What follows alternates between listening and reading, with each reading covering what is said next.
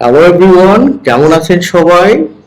আজকে আমরা শিখব প্রেজেন্ট পারফেক্ট কন্টিনিউয়াস টেন্স। গত ক্লাসে আমরা প্রেজেন্ট পারফেক্ট টেন্স পড়েছি, তার আগের ক্লাসে যথাক্রমে প্রেজেন্ট কন্টিনিউয়াস আর প্রেজেন্ট সিম্পল পড়েছি।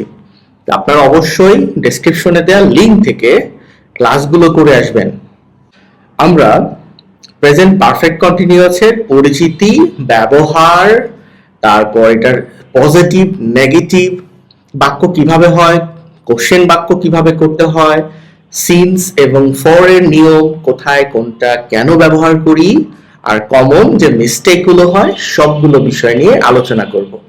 প্রথমে আমরা বোঝার ট্রাই করি প্রেজেন্ট পারফেক্ট কন্টিনিউয়াস টেন্স কিভাবে আমরা চিন্তা করব, আইডেন্টিফাই কিভাবে করব, কেন করব। রহিম সকাল 8টা থেকে পড়তেছে, এটা কিন্তু কন্টিনিউয়াস একটা টেন্স। 8টায় শুরু হয়েছে, এখনো চলতেছে। এখন সকাল 10টা হয়ে গেছে, এখনো সে পড়তেছে। একটা কাজ আগে শুরু হয়েছে, এখনো চলতেছে, কন্টিনিউয়াসে, এটাই হলো পারফেক্ট কন্টিনিউয়াস। তাহলে সংজ্ঞাটা কেমন হবে?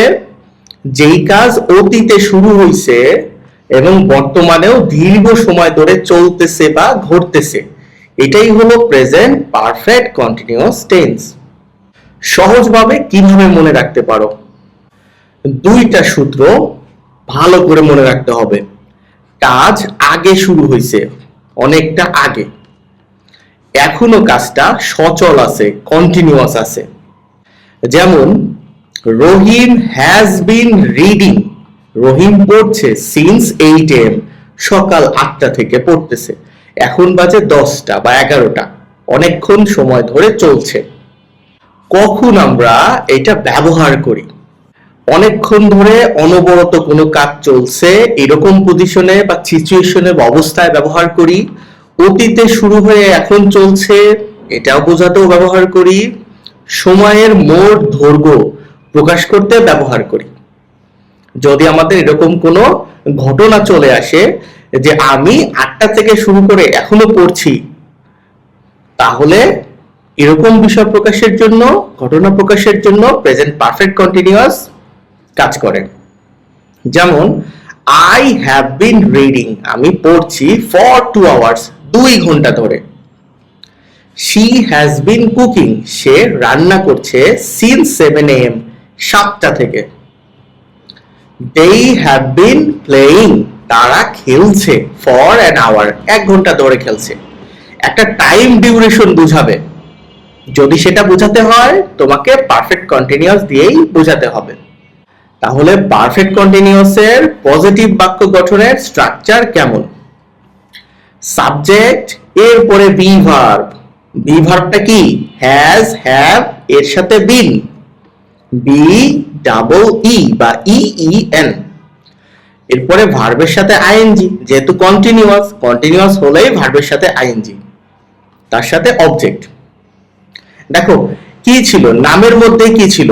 Perfect continuous. পারফেক্ট টেন্সে আমরা কি ব্যবহার করছি? প্রেজেন্টে হ্যাভ বা হ্যাজ, আর কন্টিনিউয়াসে আমরা ভার্বের সাথে আইএনজি বা ভার্বের বেস ভার্বের সাথে আইএনজি। তো মিল রেখেছি, এক্সট্রা করে কি এনেছি? এই যে বিন। চলো আমরা কিছু উদাহরণ দেখি। আই হ্যাভ বিন রিডিং, আমি পড়ছি। হি হ্যাজ বিন প্লেইং, সে খেলছে, কিছুক্ষণ ধরে খেলছে, সেইটাই বোঝাচ্ছে। দে হ্যাভ বিন স্টাডিং, তারা পড়াশোনা করছে। আচ্ছা, এইখানে তোমার যে বি ভার্ব বা অক্সিলারি ভার্ব আছে, সেটা ম্যাপিং। কার সাথে কি দিবা? হ্যাজ বিন কোথায় দিবা, হ্যাভ বিন কোথায় দিবা? হ্যাভ এবং হ্যাজ এর ব্যবহার করছো না তুমি? একই জিনিস এখানে। আই, ইউ, উই, দে, এটার সাথে হ্যাভ বিন। শি, হি, ইট, এটার সাথে হ্যাজ বিন বা কারোর নাম থাকলেও হ্যাজ বিন। এখন তুমি বাক্যের মধ্যে লক্ষ্য করছো সিন্স এবং ফর এই দুটো ওয়ার্ডের ব্যবহার। এই দুটো ওয়ার্ডের ব্যবহার তোমাকে ভালো করে শিখতে হবে। দেখো, পয়েন্ট অফ টাইম, কাজ শুরুর নির্দিষ্ট মুহূর্ত। হ্যাঁ, কাজ শুরুর নির্দিষ্ট মুহূর্ত, যেমন 8 AM থেকে পড়ছো বা সিন্স মানডে, মানডে থেকে কাজটা করতেছো, শুরুর মুহূর্ত বোঝাবে। কখন কাজটা শুরু হয়েছে, যেটা এখনো চলছে, ওই শুরুর মুহূর্ত বোঝাতে হলে তোমার এখানে আসবে সিন্স। আর 2 ঘন্টা ধরে করতেছো, 3 দিন ধরে পড়তেছো, এরকম হলে for. I have been reading, আমি পড়ছি, ফর 2 আওয়ার্স, 2 ঘন্টা ধরে। She has been sleeping since 9 PM, 9টা থেকে সে ঘুমোচ্ছে। তাহলে এটা হলো অনির্দিষ্ট সময়, মানে নির্দিষ্ট করে কোনো একটা সময় বলা নাই, জাস্ট 2 ঘন্টা 3 ঘন্টা র্যান্ডম বলা হয়। এটা থাকলে কি ফর, আর নির্দিষ্ট করে কিছু থাকলে সিন্স। চলো আমরা নেগেটিভ বাক্য গঠন করি। সাবজেক্টের পরে হ্যাভ বা হ্যাজ দিবা, তারপরে নট দিবা, এরপরে বিন, ভার্বের সাথে আইএনজি প্লাস বাকি অংশ। যেমন I have, এই নট চলে আসছে, not been reading.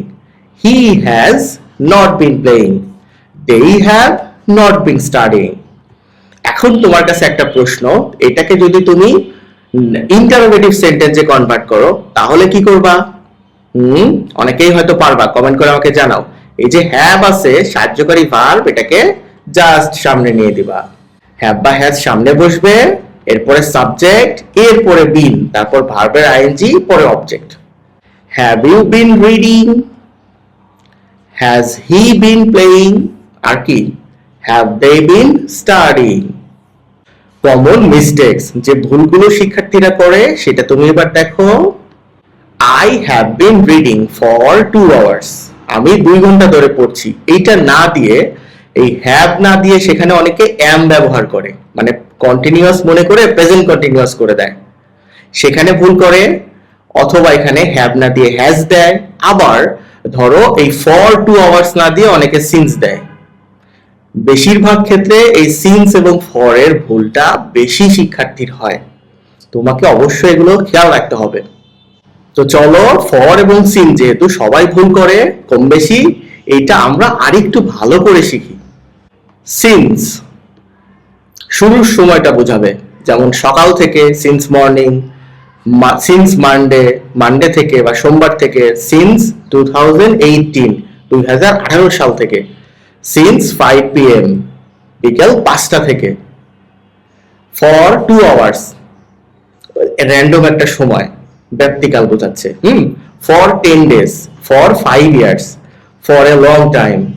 কখনোই তোমার সিন্সের মতো নির্দিষ্ট করে বলবে না, ফর তোমাকে যে কোনো একটা এস্টিমেটেড টাইম দিবে, টাইমের সময়কাল, ব্যক্তিকাল দিবে। তুমি কিন্তু ফর এবং সিন্স বাড়িতে ভালো করে বুঝে মুখস্থ করবে আরো। আচ্ছা, কন্টিনিউয়াস আর হলো পারফেক্ট কন্টিনিউয়াস এর মধ্যে অনেক শিক্ষার্থী গোলায় ফেলে, সেটাও আমরা এখন দেখি। প্রেজেন্ট কন্টিনিউয়াস হলো এই মুহূর্তে কাজটি চলতেছে, আর পারফেক্ট কন্টিনিউয়াস হলো অতীতে শুরু হয়ে চলতেছে, সময়ের উল্লেখ থাকবে। যে আই অ্যাম রিডিং, এটা ঠিক আছে। যদি তোমাকে এরকম বলতে হয় যে তুমি 3 ঘন্টা ধরে পড়তেছো, তাহলে কি দিবা? I have been reading for 3 hours, তখন পারফেক্টে চলে যাবে। সময়ের ব্যক্তিকাল বা সময় উল্লেখ করে যদি তুমি কন্টিনিউয়াস ঘটনা বোঝাতে চাও, অবশ্যই পারফেক্ট কন্টিনিউয়াসে যেতে হবে। ক্লাসটা কেমন লাগছে সেটা অবশ্যই আমাকে লিখে জানাবা। ভালো থেকো তোমরা সবাই।